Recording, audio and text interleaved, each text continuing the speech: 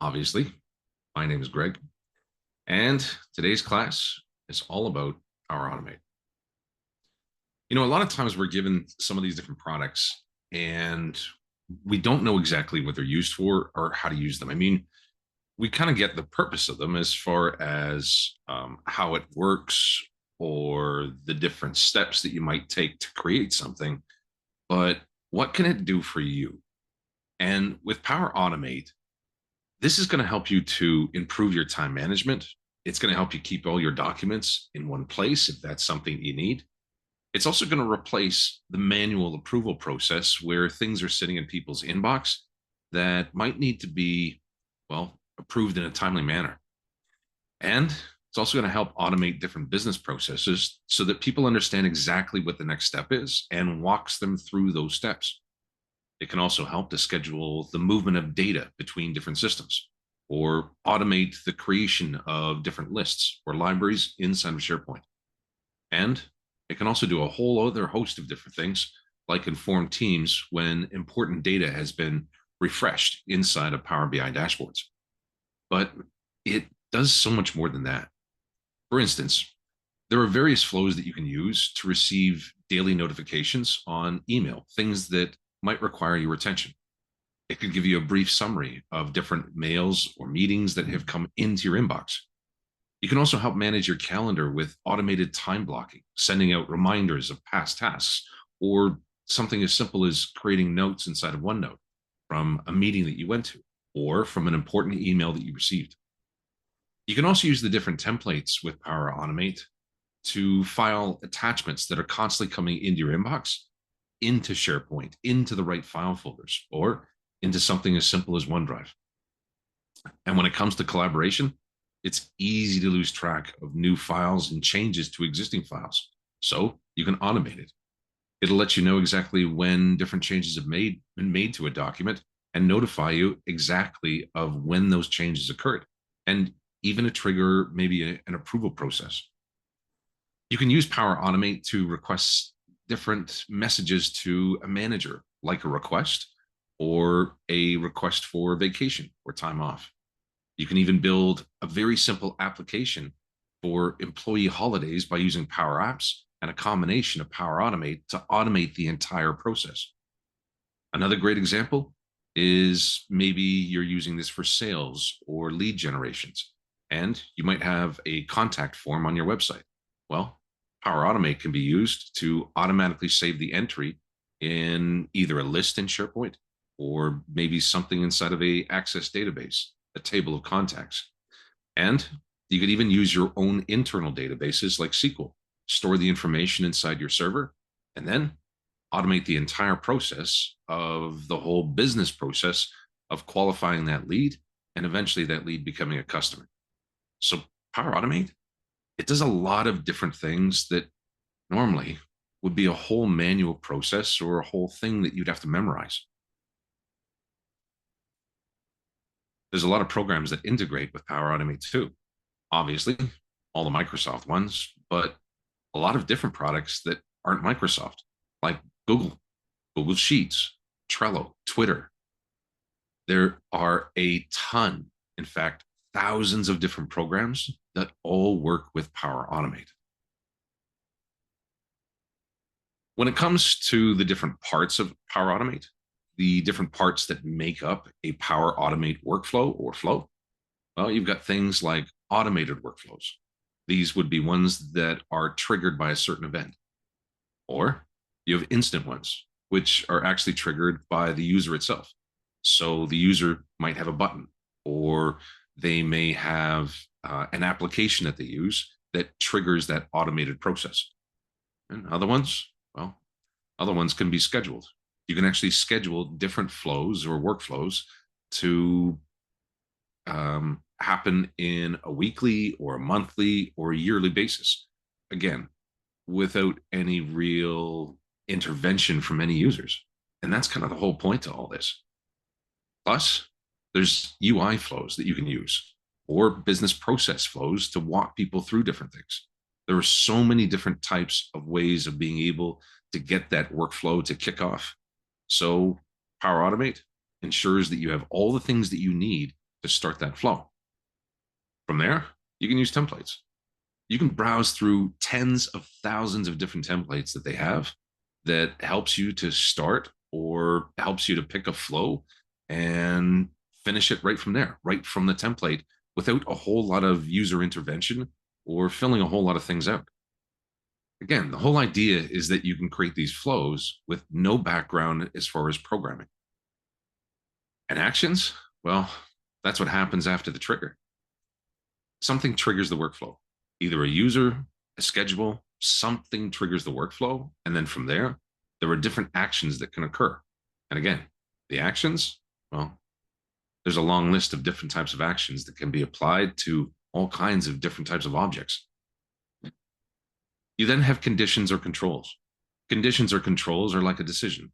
If something happens, then there's a certain path that the flow takes. If something else happens, well, it's a different response. And those are referred to as conditions or controls. And you have lots of different ways of using those controls. Those of you that do program would be very familiar with some of the different controls that you would be presented with. And for those that aren't familiar with programming, it doesn't take long to learn what those different controls and conditions are. And finally, you've got connectors. You can connect to all kinds of different types of data sources, different services that you pay for, different websites, all kinds of different things. With Power Automate, sky's the limit when it comes to automation. To give you a better idea, here what I have is just a SharePoint document library. And if I go to integrate here, I can head to Power Automate and create a flow. It then presents a list of different templates that show me all of the different types of flows that you can create. Here, I've created a flow for a manager approval. So, believe it or not, it actually knows who your manager is. What I'm looking for here is I'm looking for all these different check marks. If there's no check mark, whatever's there, just click on it. It'll make a lot more sense when you start using it. But once everything has been signed in and you have nothing but green check marks, you're ready to create the flow. Once you click on Create Flow, it puts the flow together for you. It lets you know that it's ready to go. And at any time, if you want to see the steps, you can edit the flow simply by clicking on Edit. Once I click on Edit, it takes me to the Power Automate flow and shows me all the different steps. Here, it's looking at a selected file, and that could be any file within that library. Then it needs to get the file properties. And finally, there's a condition that has to be met, whether the file is found or not. Let's take a further look at this, though. For the selected file, it's going to be looking at the default document library. For the file properties, it's going to grab the entity field or the field, the name of the document itself, the ID. And then the condition, if it's not found, well, it's going to grab my profile. It's going to look for my manager. And then it's going to send a notification to my manager to start the whole approval process. So as you can see here, it's getting my manager and starting the approval process. The different fields that you see listed here are fields that you can insert or remove. These are different metadata that either comes from the file or from your Office 365 profile. And eventually, you get familiar with all of this stuff. But these are all the different fields that the flow is going to need in order to complete the approval and start the approval process. Now, if the file isn't found, well, then it terminates it. So here on the right-hand side, if the file is not found, there's a whole termination process that it goes through. And eventually, it goes through the condition so that it will inform you of an approval or rejection from your manager. And that, well, that's about as simple as the flows are, in a sense. They do get more complicated. It just depends on exactly what we're talking about. So the flows, yeah, they can get more complicated. In fact, they can get a lot more complicated. But that's not really the whole point. The whole point is that you have a way of being able to automate the whole process all in one shot, all inside a single program without actually having to learn how to program. As you saw, I didn't enter in a single line of code. In fact, I really didn't have to do anything. All I had to do was select the template. And there are tens of thousands of different templates that are all available to you inside of Power Automate. See, with Power Automate, the whole idea is that you're getting your computer to work for you, whether that is the automation of creating files, approval processes, business processes that you may want to ensure that people are going through and not skipping any part of the process. Honestly, sky's the limit. It really just depends on what exactly that you're looking for. As I said, with Power Automate, there are literally tens of thousands of different types of flows that you can go through. And again, the whole idea is that what you're trying to do is you're trying to find a template that fits exactly what it is that you're looking for.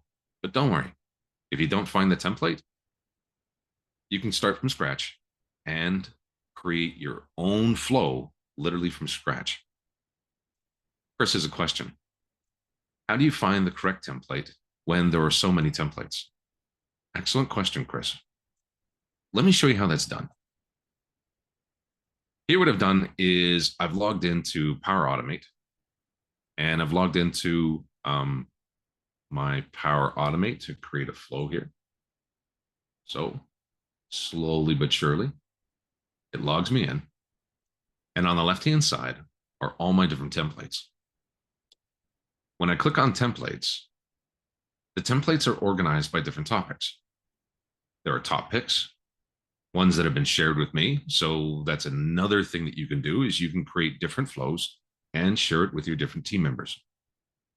But there's flows for remote work, flows that take you through an entire approval process, or ones that just create a nice, simple button to send yourself a reminder in 10 minutes, or other types of buttons. But these are user initiated. You have ones for Visio, ones for data collection, ones for email and calendar. And if you don't see the one that you're looking for, then head to all templates and type in what you're looking for. Maybe it's something like, say, SharePoint. So I can type in SharePoint, spelling counts.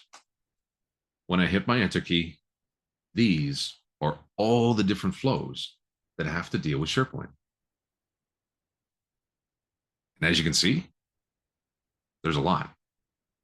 Or maybe it's Microsoft Teams. Again, I can click at the top, type in Teams. And now I have a ton of different templates that I can work with, all to create automation inside of Teams. So no matter which topic or which program that you're looking for, you should be able to find something here, even if it's something as simple as using Twitter, which, of course, is now called X, but even the search engine in here gets that too. Any other questions at all? Good question. Thank you, Chris.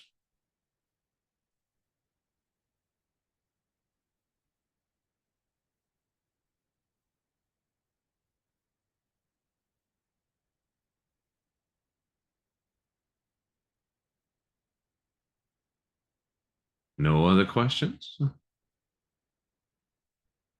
You might be confused between AI and Power Automate. Power Automate is a flow that you put together yourself. It's a workflow, whereas AI is an assisted process. But don't worry, eventually the two will be combined. So eventually, if you haven't seen it yet, Microsoft's Copilot will be helping you out with Power Automate. And that's one of the options that you'll actually have when you're working with Power Automate. On the left-hand side, you'll find something to help you out. Copilot will appear on the left-hand side, and you'll be able to ask Copilot, Microsoft's AI engine, to help you to create a certain flow with a certain product. So that way, you don't have to search for the template. You can use Copilot instead. And that's where AI starts to help us. Another question. How hard is Power Automate to learn? Well, to be very honest with you, if you have a programming background, obviously, it does make it a lot easier to pick it up a little bit faster than, say, normal, average, everyday user. If you're just a normal, average, everyday user, it's not bad at all. If you know how to follow a process flow, then it's a lot of the same kind of concepts. And if you don't have a programming background, that's okay. Microsoft lets you know exactly where you went wrong and how to fix your flow. So if your flow doesn't work and you've changed something that maybe you shouldn't have, it will help you out. But so will Copilot. Copilot will jump in at different points and let you know that whatever it is that you've done is incorrect. And this is probably the correct decision that you wanted to make there, or the correct template that you want to choose. So you're not left just to your own devices. In fact, there's a lot of help that you get with it. So if your flow doesn't work, or you're having a hard time creating something, there's a ton of built-in help that gets your flow up and running. And hopefully it'll do exactly what it is that you want to do. Good question. Thanks, Avery. Any other questions?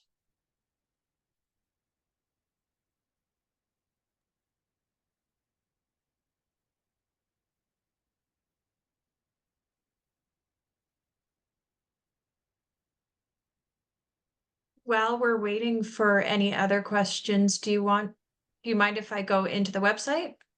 Absolutely. Okay.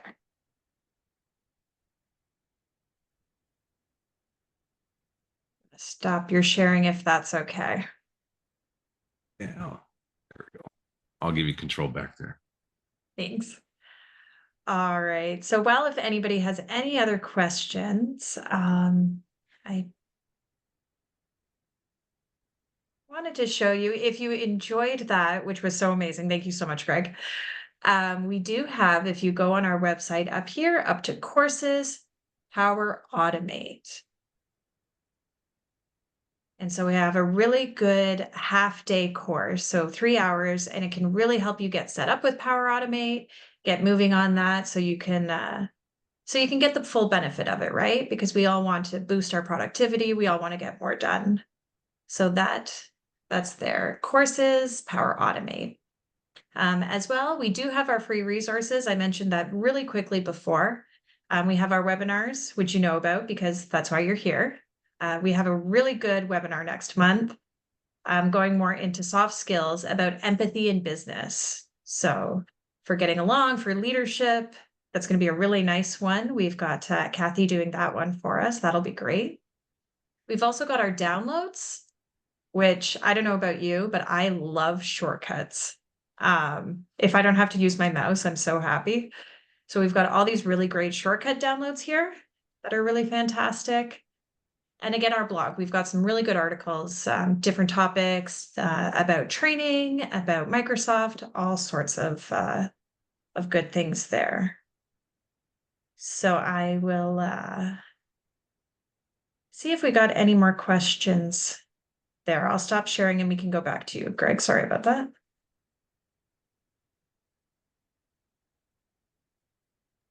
Good question.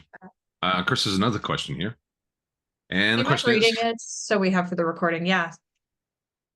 Question is, how do you validate a financial approval in Power Automate where you're using Entrust for the e-signature? Let me check, but I don't think that they have any services for Entrust yet. The approved signature programs that you can use is DocuSign and Adobe Sign. So if it was DocuSign or Adobe Sign, then you would definitely be able to kind of leverage those two services.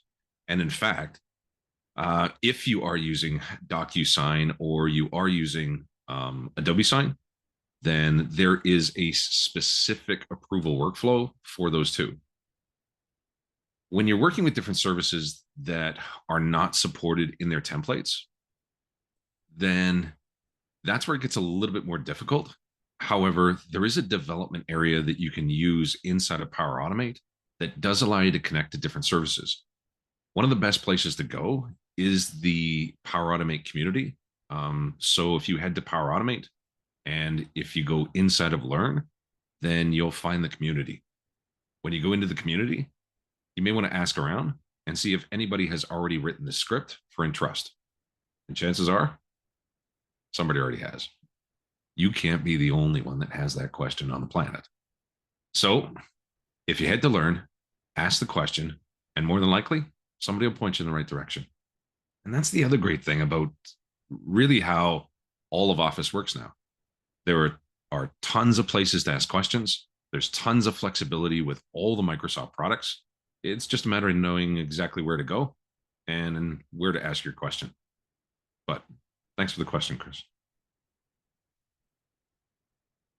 Any other questions at all?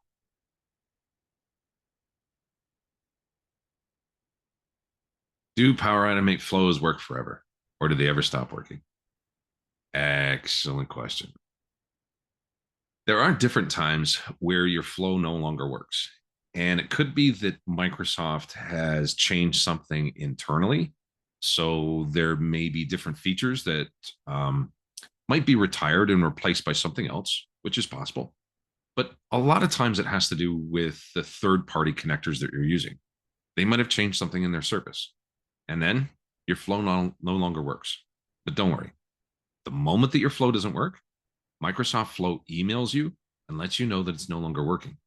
And if you go into the flow, it'll tell you exactly how to fix the flow and get it back up and working again. So no, I wouldn't say that they work forever. However, when they don't work and they do fail, you get a notification right away.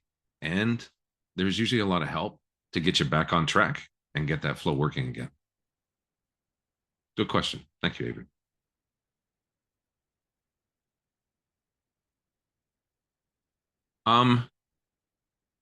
In 3 minutes, not exactly. If I had a little bit more time, then I could definitely show you a flow.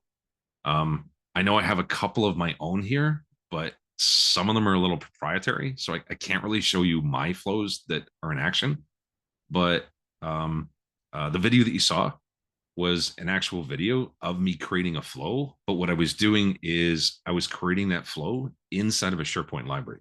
So that video that I showed you was me actually creating the flow, but we recorded it so it's a little bit easier for me to talk and have the recording just show you what I was doing. But that's about as close as to a live example that I can do in such a short period of time. However, yeah, like if we do have another session, then we may decide to have maybe a longer session where I actually take you through the flow. And of course, when you take the class, there's tons and tons of hands-on experience that we give you. It's not just a cookie cutter class where it's next, next, next.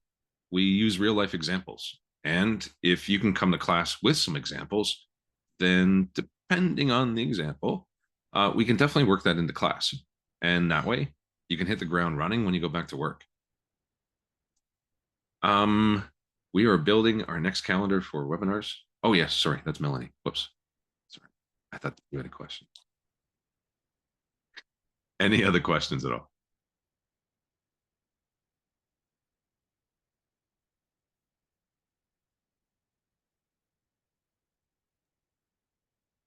Well, if not, we'll go ahead and shut down. Thank you so much again, Greg, for presenting that today. That was so fantastic.